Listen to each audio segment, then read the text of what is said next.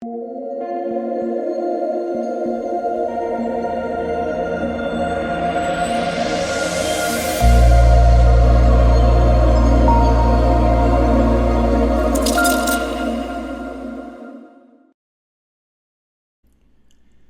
what is going on, guys? DK. Back at you with another video here to bring the showdown slate between the Milwaukee Bucks and the Brooklyn Nets. And can we please get a competitive game in this series? That would be nice. If you guys are new to the channel, welcome. My name is DK. I make daily videos and live stream for NBA, NFL slates on Draftkings.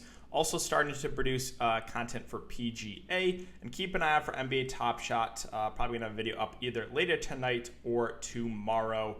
I have a bunch of series of videos for NBA Top Shot if you guys are interested in that, basically virtual trading cards. If you are unable to watch these YouTube videos, they're also up on Apple Podcasts. Link down below. It's called the DKDFS Show. And if you could, leave a 5-star rating and review. That would help me out a ton. If you are interested in signing up for premium content, I offer that on patreon.com, an esports package. That includes Call of Duty and CSGO.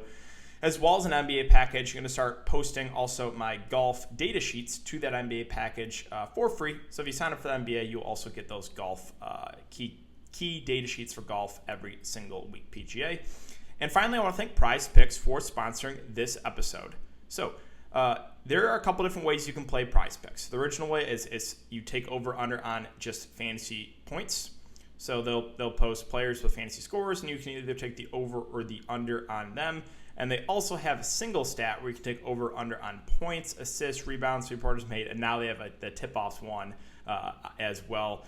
Now with PGA, I was looking to see how they did it because I haven't played PGA yet in Prize Picks, but you can take over/under on fantasy scores for PGA, or single stat is birdie or better, or longest drive is the way you can go about playing PGA single stat DFS. Again, they have every single sport you can think of. But make sure to check out the rules so you know how it is scored exactly before you enter any contest. Let's see. Where are we at for these? Kevin Durant at 58. Still, if this game stays competitive, you got to feel like he goes over, but it's not by much. So that feels close to right. Close to 60 is kind of what I expect from KD. But I do think if the game stays competitive, he probably pushes for over on that one.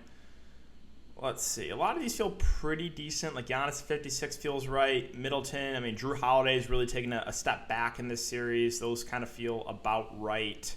I think the Blake Griffin at 20.5, I think I would like taking the over there. I think he plays more minutes. He surprisingly didn't come back in the fourth quarter of that last one. So I kind of like the over on Blake. And probably the over on Shamet, unfortunately, just because it's going to be a pretty tight rotation. I think he's going to have to play more now. So 8.5, you got to feel like he can get over that, right? PJ, you saw what PJ Tucker did. We'll get to him, but yeah, that's kind of where I'm at for Prize Picks. So if you guys want to try it out, you can sign up. Use the code DKDFS. DKDFS, all one word, link down below. You will get a 100% match up to $100. Basically, you put $100 in, you get a free $100 to play with. And finally, before we end the video, I want to thank you guys for all of your support on these videos, the live streams, and on Twitter. If you do enjoy this content, if you could, hit that like button, subscribe if you haven't already, and hit the notification bell so you know when I upload videos, you know when I go live. I will be doing a YouTube live stream tomorrow for the showdown slate, so make sure to check it out, kind of break down the slate again, and then answer any questions you have. And let's try to aim for 100 likes on this video. All right, so I guess before we talk about players and the prices for the showdown slate, we can look back and line up here from the 2-game slate on Monday. So 2-game slate, got into the cash, played a pretty chalky lineup.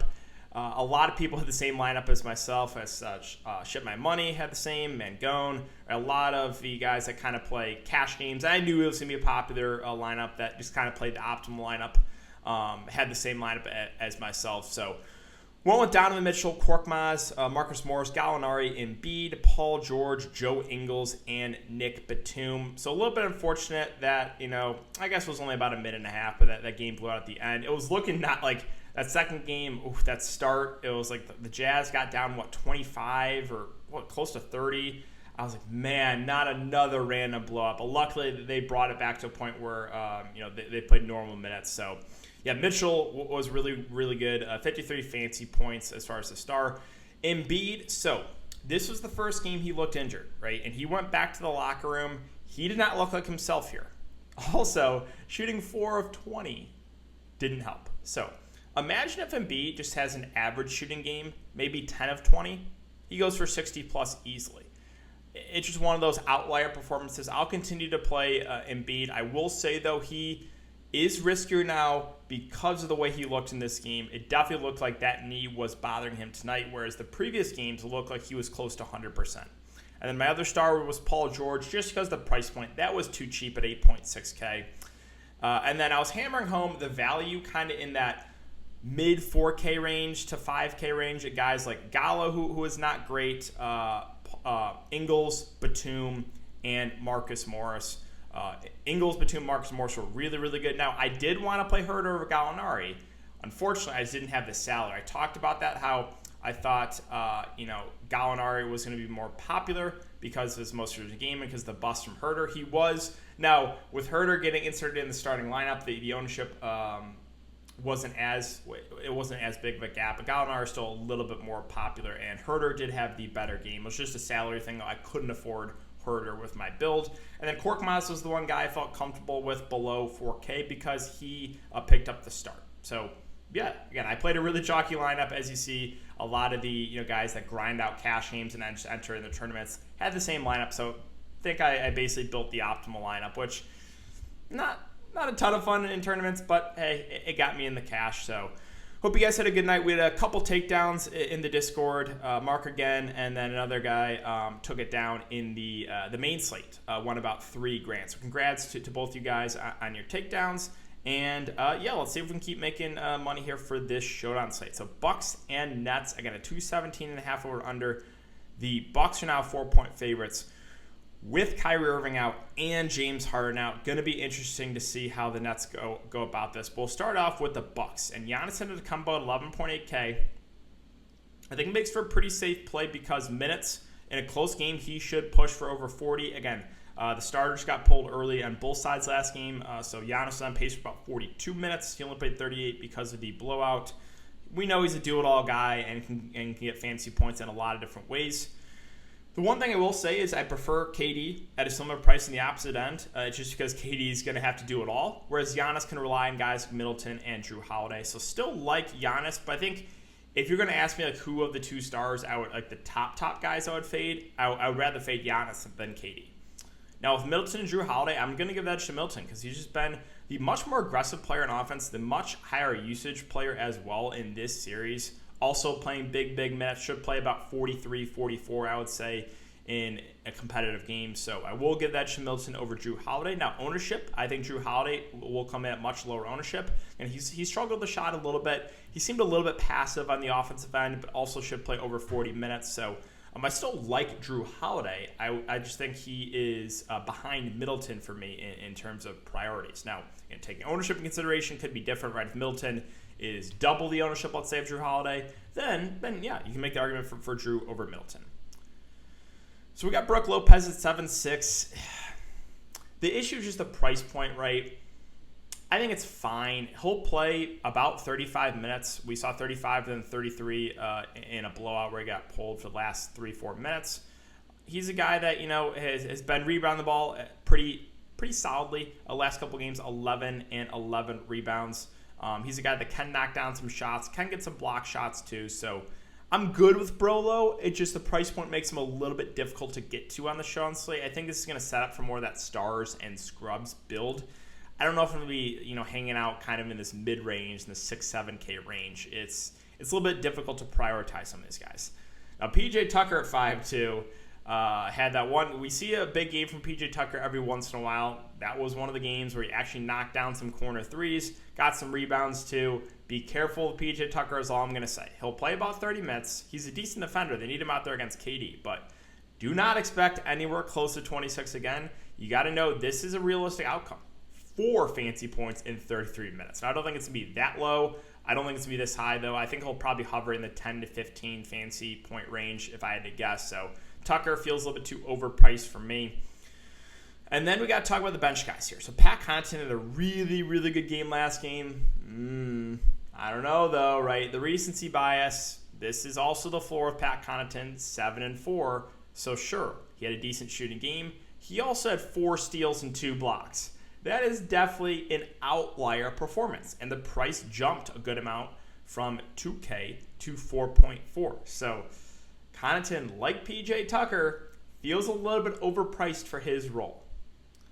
And then we have Bryn Forbes and Bobby Portis. So Forbes has not been shooting well so far this series. I do think there is a way he plays more minutes the way he does if he can make some shots, right? I think if he starts the game off hot and maybe makes his first couple threes, he could push for 20 minutes. So I do have some interest in Forbes. I think he goes a little bit overlooked, but the price point makes him at least in consideration for me. And then I like Bobby Portis at 3-2. I know the minutes have been down in him last couple games in 12 and 12, but he's still a guy that can go and get you 15 to 18 fancy points in that time. Like he's a really good point per minute guy, a decent rebounder, can get some putbacks, can get some block shots, can hit some threes. So yeah, on the showdown slate, I mean, you're probably gonna have to play 1 or even 2 of these guys in the sub 4K range. I think Bobby Portis is one of the guys I'm considering. And that's really it for Milwaukee, right? Jeff Teague maybe plays a couple minutes in regular time, but it's not enough for me to go there. Antetokounmpo will get like a minute or 2. It feels like at the end of the quarter he'll come out for like a defensive possession, but again, not enough for me to really go to him at 1K either. So on to Brooklyn. I don't have to tell you how good of a play Kevin Durant is. You should know. With no Kyrie, no James Harden, I don't see a way you fade Kevin Durant other than you just think Milwaukee absolutely blows them out and KD has an awful shooting game. Even then, though, I still think KD will probably be in the optimal. So, there's just I don't have to talk about Kevin Durant for 5 minutes here. We know what to do here. Like I said with Chris Paul on that last slate, right? You know what to do with Chris Paul. You know what to do with Kevin Durant here. I don't have to tell you. All right, so Joe Harris, there's just absolutely no way I'm paying 8.4K. Absolutely. Like, what are we thinking? What is DraftKings doing here? 8.4 for Joe Harris, 17, 10, and 14 fantasy points the last 3 games. Not even as a contrarian option. It doesn't even make sense as a contrarian option, right? He's like close in price to Drew and Middleton. There's just absolutely no way I'm prioritizing Joe Harris over those 2 guys. So, I mean, I've brought up Joe Harris a couple times as, maybe a contrarian play can knock down some shots. Not even as a contrarian player. I just think you completely remove him from the play. Don't even consider Joe Harris. Blake Griffin at 6'8" is someone I'm considering in the mid-range. I think he plays about 30 minutes, maybe a little bit more in a competitive game. Again, did not return there. He subbed out midway through the third and didn't come back. But Blake, I think, has got to be their number 2 guy. I think he's got to step it up a little bit on the offensive end. So I do have some interest in him in the mid-range. I think we had about 30 minutes there. Bruce Brown, that was very tilting that first half, to say the least. Because it wasn't like he was playing awful. He just played 7 first half minutes. And Steve Nash has shown with Bruce Brown's minutes, they're kind of all over the place. Now, again, with no Kyrie and no Harden, this is a game you would assume Bruce Brown pushes for over 30, but you just never know. Again, he is kind of a do-it-all guy, a solid defender too. So my guess is he plays over 30. There's no guarantee with Nash with Bruce Brown. Because, again, his minutes just are kind of all over the place. But another guy that I think is consideration in the mid-range is going to have to do a lot more without those top 2 guards. Again, I brought up Shamet on Prize Picks. I don't really love the price, though, on DraftKings at 5.6. I would think we get somewhere around 15, 20-ish minutes from him off the bench, I think is a pretty fair guess. But at this price, I don't love it. I think I would rather have Mike James. We'll see what they do with the starting lineup. My guess is Mike James starts. He's a guy that can actually, score the ball, a decent offensive scorer, even though he has been struggling with a shot last couple of games. He's still a guy that, again, he's going to have to do a lot more offensively with Harden and Kyrie out. And if he starts, I do like Mike James. However, I think there's no guarantee for his minutes, right? If he starts and does not play well, they can go to Shamet. They can dust off Tyler Johnson. They can go to Bruce Brown at the point. They have other options. So there's still no guarantee. But assuming Mike James starts here at the point guard, and I think he does, he started the second half of the last game, I think he makes for one of the better values on this showdown slate. And then I also like Jeff Green a good amount at 4K. His minutes limit, he played 27 minutes. So, I mean, that's, a John Wall minutes limit? Right? There's no minutes limit there. Now, sure, right, the injury, probably propelled him to play more minutes. But I think he's full go here. I don't think there's going to be any limitations. And I think there's even an off chance maybe he starts. Either way, I think we get around 25 to 30 minutes from Jeff Green. And with that being said, I think he makes for a really solid value at 4K. And then finally, Nick Claxton at 2.4. So his role actually didn't really change much from Jeff Green. The guys that got more effective was a guy like Bruce Brown. I thought Jeff Green would maybe take away some minutes from Claxton and Blake Griffin. It wasn't that way. So I'm thinking, Blake and Claxton are still going to split the center minutes. So I think we get somewhere around 12 to 14 minutes from Claxton, which I do think makes him in play because of the price. At 2.4, he's a decent point per guy, and you don't need a ton from him at that price. Last guy I'll mention, could be in the rotation, could not be, is Tyler Johnson. I think there's a chance he plays here. I also think there's a chance he gets a DNP. So if Tyler Johnson doesn't play, it's going to be 8-man rotation, right? So it'd be 1, 2, 3, 4, 5, 6, 7, 8. If Tyler Johnson plays, that's a 9-man rotation. Again, I think there is a way for him to get minutes, right? If Mike James starts and he struggles, Nash might dust off Tyler Johnson early. So I think he makes for a pretty interesting contrarian value play in the slate because I do think there's a path for minutes for him in this game. However, he is definitely the riskiest play of the Brooklyn Nets at 2K. So that's where I'm at for the player-by-player breakdown, guys. Again, as far as roster construction, I'm going to go over more of that on Patreon, but I mentioned it with the two guys at the top. Definitely prefer KD to Giannis. Obviously, you can play both. I will say this is setting up for that stars and scrubs build, right? I don't really think you want to go balanced here. I mean, crazier things have happened, but I don't really see a way that works out on this showdown slate. So that is going to do it for the video today, guys. If you have been enjoying the content so far, I would really appreciate if you leave a like button on the video, subscribe if you haven't already, and hit the notification bell so you don't upload videos you don't want to go live. Again, I will be live tomorrow to break down the showdown slate and answer any questions you guys have, so make sure to check it out. Thanks again. Have a great night, guys, and I will see you all tomorrow in the live stream.